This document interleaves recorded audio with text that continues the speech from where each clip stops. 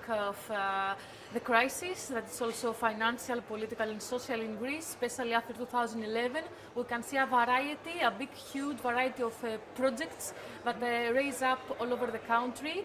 The social solidarity economy movement and social structures that work in specific fields, in health, in cooperatives, in food distribution, in culture, in education, in many, many sectors.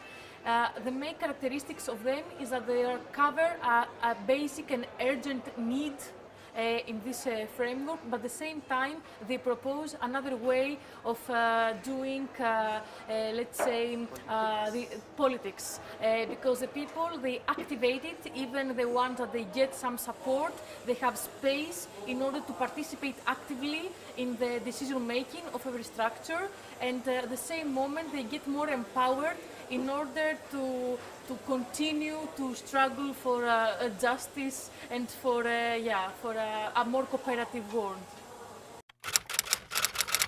The social and solidarity economy developed in Greece mostly after the crisis, after 2010.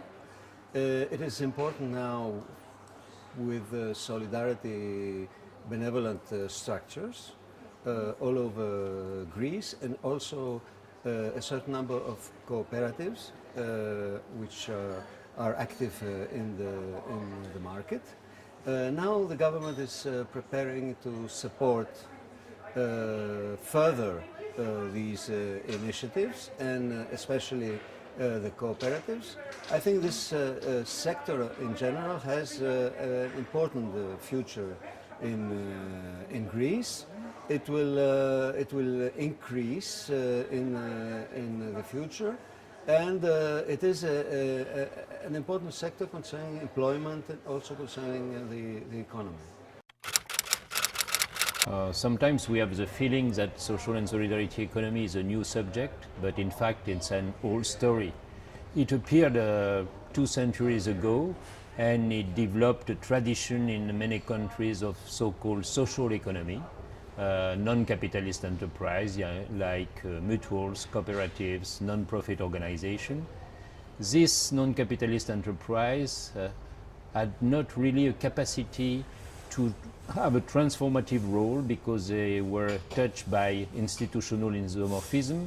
So in the last decades appeared new wave of citizen initiatives, and it was interpreted differently with solidarity economy theory, like some initiatives coming from the society and having both 2 dimensions, one dimension economic and another more political. I mean that they try to organize economic activities, but also to intervene in the public debate, to raise some public questions.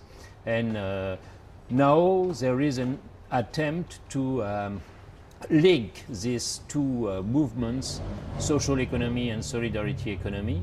And why? Because from the beginning of the 21st century, in more than 30 countries in different continents, there was an attempt to change the institutional framework or to create new laws to support this social and solidarity economy. So we are in a process of institutionalization, which is complex but very interesting, because in a certain way we can say that we are getting out from the dualism typical from the 20th century between market and state, and maybe we are trying to find a new way with a new triangle between market, state and civil society in its economic dimension, but also with a public dimension.